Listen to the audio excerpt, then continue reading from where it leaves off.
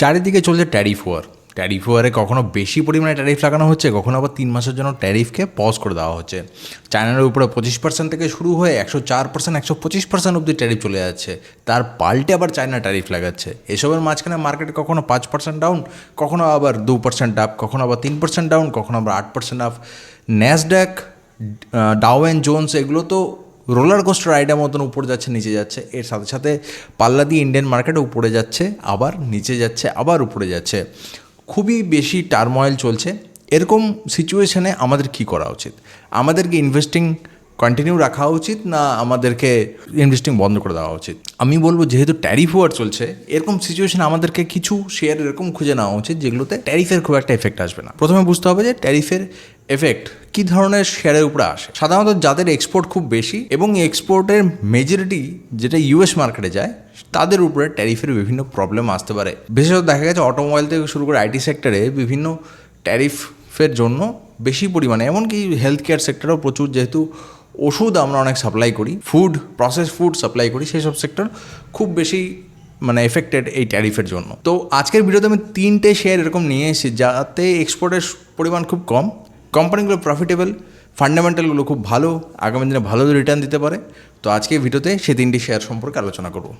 যারা আমাকে প্রথমবারের জন্য দেখছো তাদেরকে বলে দিই, আমার নাম প্রতীক ঘোষ। আমি এই চ্যানেলে শেয়ার, মিউচুয়াল ফান্ড সম্পর্কে বিভিন্ন ভিডিও নিয়ে এসেছি। যদি ভিডিওটি ভালো লাগে অবশ্যই চ্যানেলটিকে সাবস্ক্রাইব করে নেবে, আর যারা ভিডিওটি দেখছো তারা ভিডিওটিকে একবার লাইক করে দেবে। So let's start today's video. সবার প্রথমে যে শেয়ারটির কথা বলবো সেটি হচ্ছে অ্যাকশন কনস্ট্রাকশন ইকুইপমেন্ট লিমিটেড। এটি একটি সাবস্ক্রাইবারও আমাকে কমেন্ট করে বলেছিল এর সম্বন্ধে ডিটেল জানাতে, আমি সেটা জানাবো। প্রথমে বুঝে নিই এর বিজনেস কীরকম। এর বিজনেস হচ্ছে 3 থেকে 4 ধরনের মেশিন প্রোডাকশন করে, ম্যানুফ্যাকচার করে। তার মধ্যে কী রয়েছে? তার মধ্যে ইঞ্জিনিয়ারিং মেশিনস রয়েছে, তার মধ্যে রয়েছে প্যাকেজিং মেশিন বলতে ফর্কলিফট টাইপের, ইঞ্জিনিয়ারিং মেশিন বলতে জেসিবি, ব্যাকহো লোডার, এরকম অনেক ধরনের মেশিন, ক্রেন ফ্রেন এগুলো বানায়। এবং ডেডিকেটেড ক্রেনের একটা সাপ্লাই চেন রয়েছে, ক্রেনের জন্য এরা বেশি পপুলার। এছাড়াও এগ্রিকালচারাল কিছু ট্র্যাক্টর, হারভেস্টার এগুলো এরা বানায়। তো এদের যে বিজনেসটা একটু ইউনিক টাইপের, পার্টিকুলার একটা নিশ মার্কেটে এরা বিজনেস করে। এদের এক্সপোর্ট রয়েছে লাস্ট 24 ফাইন্যান্সিয়াল ইয়ারে এরা এক্সপোর্ট করেছে 5.5%। তার মানে এদের যে প্রফিট এসছে তার মধ্যে 5.5% এক্সপোর্টের থেকে এসে, যেটা নেগলিজিবলই বলতে পারি, কারণ 94.5% তো ডোমেস্টিকের থ্রুতে আর্ন করেছে। তো ট্যারিফের জন্য এর খুব একটা বেশি চেঞ্জ এ কোম্পানিতে আসবে না। যদি কোম্পানি মার্কেট ক্যাপের কথা বলি, কোম্পানি একটা মিড ক্যাপ সেক্টরের কোম্পানি, 14,000 কোটি টাকার প্রায় মার্কেট ক্যাপ রয়েছে। যদি পিই বলি, ভালো জায়গায় রয়েছে, 37-এ রয়েছে, খুব বেশি হাই পিই নেই। তো এটা মডারেটলি ভ্যালুড আমি বলবো, খুব বেশি হাই ভ্যালু নেই। যদি এর সেলস গ্রোথ দেখি, 34%, প্রায় 35% সেলস গ্রোথ রয়েছে, যেটা খুব ইম্পর্ট্যান্ট। সেলস গ্রোথ হলে পরে বোঝা যায় যে মার্কেটের ডিমান্ডটা বাড়ছে এবং ক্যাপাসিটি বাড়ছে, মার্কেট শেয়ারটাও বাড়বে। আরওই অনেকটা ভালো, 30%। আরওসি দেখো 42% রয়েছে, কোম্পানি যথেষ্ট ভালো করছে, বিজনেস খুব ভালো করছে। যেরকম সেলস বাড়ছে সেরকম বাদবাকি ফান্ডামেন্টালস আর্নিংগুলো বাড়ছে। যদি প্রফিট গ্রোথের কথা বলি তো 89.73% প্রফিটের গ্রোথ রয়েছে, যেটা খুবই কমেন্ডেবল। তো এই সব কোম্পানিতে যখন আমরা ইনভেস্ট করি, সেই কোম্পানিগুলোর কী হয়, যেহেতু ফান্ডামেন্টাল ভালো, তো মানুষের এক্সপেকটেশন কী থাকে যে ফট করে বেড়ে যাবে। দেখো শেয়ার মার্কেটে এরকম প্রচুর শেয়ার আছে যাদের ফান্ডামেন্টাল খারাপ কিন্তু দীর্ঘদিন ধরে ভালো পারফর্ম করে যাচ্ছে এবং একের পর এক হাই বানিয়ে যায়। এবং অনেক শেয়ার এরকম থাকে যাদের ফান্ডামেন্টালি ভালো কিন্তু অনেক সময় লাগে। কিন্তু আমার ফান্ডামেন্টালি ভালো শেয়ারে তখন ইনভেস্ট করতে মজা লাগে যখন এরকম মার্কেটে টার্মোয়েল থাকে। কারণ ফান্ডামেন্টাল যখন ভালো, যদি একটু কারেকশনও আসে, সেটা উঠে আসার প্রবণতা কিংবা চান্স কিংবা টেন্ডেন্সি অনেক বেশি থাকে। ইনভেস্টারদের একটা ট্রাস্ট থাকে, সেই জন্য আমরা ফান্ডামেন্টালি গুড স্টকে অলওয়েজ ইনভেস্ট করবো। একবার শেয়ার হোল্ডিং প্যাটার্নটা দেখে নিই। প্রোমোটারের কাছে 65% রয়েছে। প্রোমোটার আগামী দিনে হয়তো প্লেজ করতে পারে যদি টাকার প্রয়োজন হয়, তবুও এর কাছে 50%-এর উপরে থাকা উচিত। পাবলিকের কাছে 21%-এর মতন রয়েছে, ফরেনারের কাছে 12% এবং ডোমেস্টিকের কাছে একটু কম রয়েছে, প্রায় 2%-এর কাছাকাছি। তো যথেষ্ট ভালো একটা প্যাটার্নের কোম্পানি চলছে। এসব কোম্পানিতে এখনও অবধি এফআইআইদের স্টেক রয়েছে, তার কোম্পানি ফান্ডামেন্টালসটা ফরেনারদেরও খুব পছন্দের। নেক্সট আমি যে শেয়ারটির কথা বলবো, যেটি সম্পর্কে সবাই শুনেছো, কখনো কখনো এর ফেসিলিটি তোমরা নিয়েছো, এটি হচ্ছে IRCTC, Indian railway catering and tourism corporation. তো এই আইআরসিটিসির বিজনেসে মেইনলি 4টে জিনিস রয়েছে। প্রথমে হচ্ছে এই আইআরসিটিসি ক্যাটারিং করে, দ্বিতীয়ত এ মোবাইল ক্যাটারিং করে। মোবাইল ক্যাটারিং ট্রেনে ভেতরে ক্যাটারিং করে। থার্ড হচ্ছে এ ক্যাটারিং করে, আপনি অর্ডার দিতে পারেন, তা পার্টিকুলার স্টেশনে এ ডেলিভারি করবে। এগুলো হচ্ছে এর ক্যাটারিংয়ের বিজনেস। এছাড়া এর একটা মেইন বিজনেস রয়েছে, সেটা হচ্ছে অনলাইন টিকিটিং বিজনেস, যেটাতে এই মার্কেটে সর্বা এর সেকেন্ড কেউ নেই, ঠিক আছে।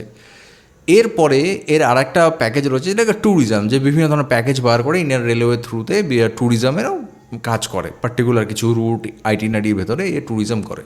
তো মোটামুটি একটা জায়েন্ট অফ সেক্টর, ঠিক আছে। এর এখনও মার্কেট ক্যাপিটাল ক্যাপচার করার মতন কোম্পানি এর আসেনি। তো এইসব কোম্পানির ক্ষেত্রে কী হয়, যেহেতু এইসব কোম্পানি ওয়ান সাইডেডলি চলছে, তো এরা একটা হাই বানায়, তারপরে একটু কারেকশান নেয়। তো এই মুহূর্তে কারেকশান নিচ্ছে। আমি এটা বলছি না যে এখন কেনাটা ভালো হবে, কিন্তু কারেকশান নিচ্ছে যখন, তখন আমাদের একটু চোখে রাখতে হবে। 200 দিনের মুভিং অ্যাভারেজ আমরা অ্যাপ্লাই করতে পারি, কিংবা আমরা 50 দিনের মুভিং অ্যাভারেজ অ্যাপ্লাই করতে পারি। যেরকম আমাদের ইন্টেনশন, আমাদের যদি লং টার্মে ইন্টেনশন হয়, তাহলে 200 দিনের মুভিং অ্যাভারেজের কাছাকাছি প্রাইস সে যখন আমরা পাবো তখন আমরা নিয়ে নেব। যদি আমাদের শর্ট টাইমে মনে হয় যে কোম্পানিতে আমার একটু শর্ট টাইমে রিটার্ন চাই, তো সেরকম যদি কোনো প্রাইস সেকশন তৈরি হয়, তো 50 দিনের মুভিং অ্যাভারেজের কাছাকাছি আমরা বাই করে 1 মাস 2 মাস হোল্ড করে সেখান থেকে প্রফিট আর্ন করতে পারি। অবশ্যই কেউ যদি লং টার্মে এইসব কোম্পানি ধরতে চাও তো খুবই ভালো।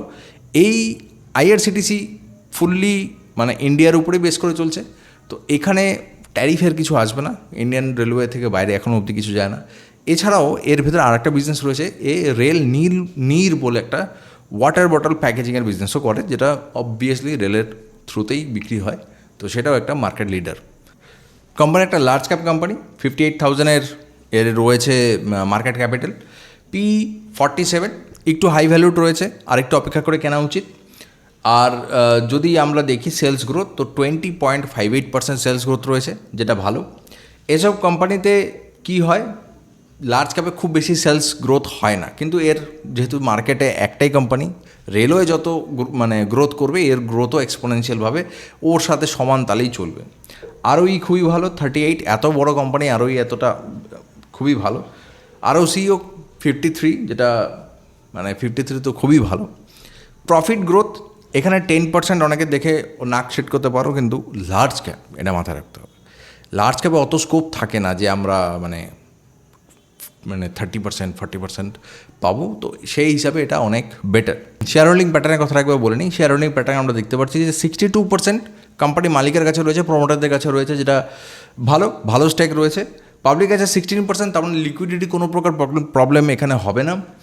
ফরেনার ডোমেস্টিক দুটো মিলিয়ে প্রায় 20% রয়েছে, যার মধ্যে অবভিয়াসলি ফরেনার 7.5% এবং ডোমেস্টিক প্রায় 14%-এর কাছাকাছি রয়েছে, যেটা খুবই ভালো স্টেক। তার মানে কোম্পানিতে বাইরের কোম্পানি এবং ডোমেস্টিক কিছু বড় বড় এমএনসির ইন্টারেস্ট রয়েছে। তো এইটা একটা মার্কেটে মানে ওয়ান সাইডের মনোপলি রয়েছে, তো এই কোম্পানিগুলো মানে চলবে আগামী দিনে। ট্যারিফের দ্বারা অবশ্যই কোনো প্রকার এটা এফেক্টেড হবে না।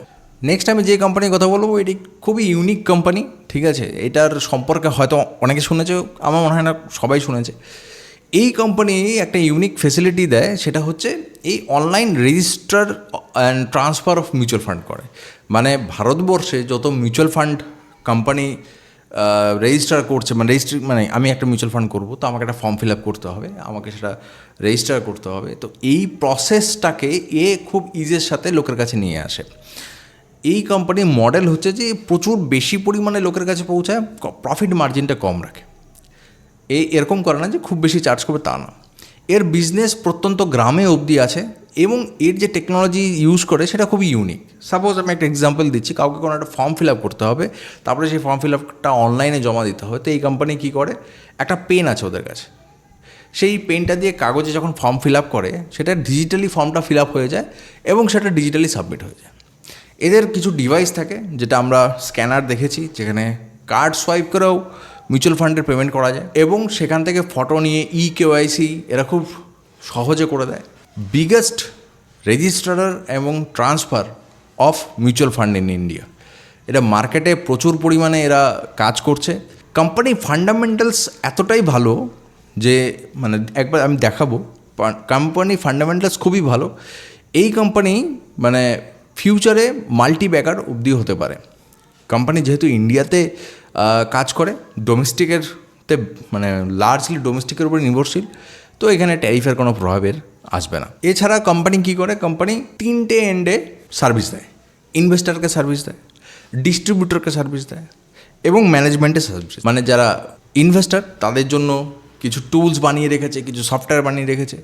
যারা ডিস্ট্রিবিউটর, যারা মিউচুয়াল ফান্ড ডিস্ট্রিবিউট করছে, 4-5টা বড় বড় এমএনসি মিউচুয়াল ফান্ডে গরিব মানুষদের কাছে যাচ্ছে এবং তাদের থেকে মিউচুয়াল ফান্ডের টাকা নিচ্ছে, তো তাদেরও যে সার্ভিসের প্রয়োজন রয়েছে, যে সফটওয়্যারের প্রয়োজন রয়েছে, যে টেকনোলজি প্রয়োজন, সেটা প্রোভাইড করে। এবং অ্যাসেট ম্যানেজমেন্ট কোম্পানিদের কাছেও এরা যায় এবং তারাও এদের ক্লায়েন্ট, এবং তাদেরও যে সফটওয়্যার কিংবা হার্ডওয়্যারের প্রয়োজন আছে সেটাও এরা সলভ করে দেয়। কোম্পানি মিড ক্যাপ রেঞ্জের একটা কোম্পানিতে এখনও গ্রোথের প্রচণ্ড পরিমাণে স্কোপ রয়েছে। কোম্পানি লার্জ ক্যাপ হয়ে যাবে।